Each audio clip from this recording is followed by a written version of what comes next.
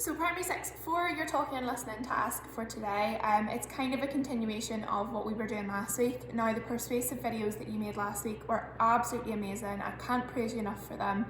And it showed that you were really confident when you were speaking. So we're going to try and build on that a little bit this week.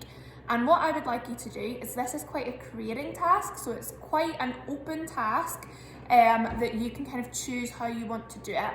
But I would like you to film a video again for me, but this time I want you to somehow show me something that you learned about Mary Queen of Scots. So an example could be acting out something that happened to her. You could be just speaking through some main points of her life. If you wanted to do that, you could make a song about it. You could do, I don't know, an interpretive dance of Mary Queen of Scots' life. You could act out maybe a few things that happened to her and put them together, almost like act out your comic strip that you did for topic. Or you could just tell me what you enjoyed about the topic and what you didn't enjoy so much about learning about Mary Queen of Scots. So there is, it's pretty much up to you what you make your video about. All it needs to do is sort of show your learning about Mary Queen of Scots. But I'm wanting to see that hot task, that creating task, what ideas you can come up with. So I am looking for a few things, and that's what I'll be using when I give your feedback. So I'm looking for you to speak confidently. Now I know it's weird speaking to a camera, tell me about it, but I want you to speak confidently to the camera. Whatever it is that you're doing, you're appearing confident. That fake it till you make it kind of thing. Even if you're nervous, just do it anyway. So I want confidence, I want clear speech. So I want to be able to clearly hear what you're saying. So that means for some of you, you might need to increase the volume a little bit.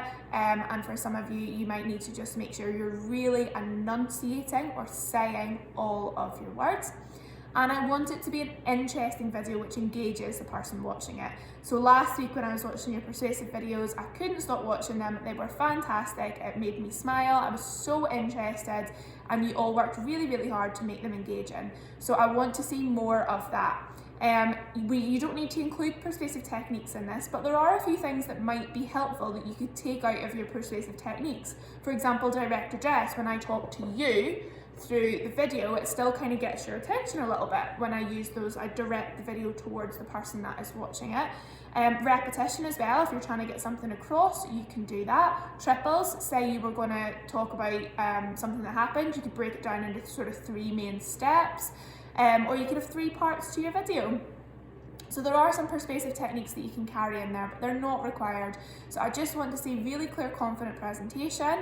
I want you to make it interesting, and I want as well to see that you have thought about it and planned it. It's not just you turning on the camera and just blah, blah, blah, because that's not going to make for a very engaging video.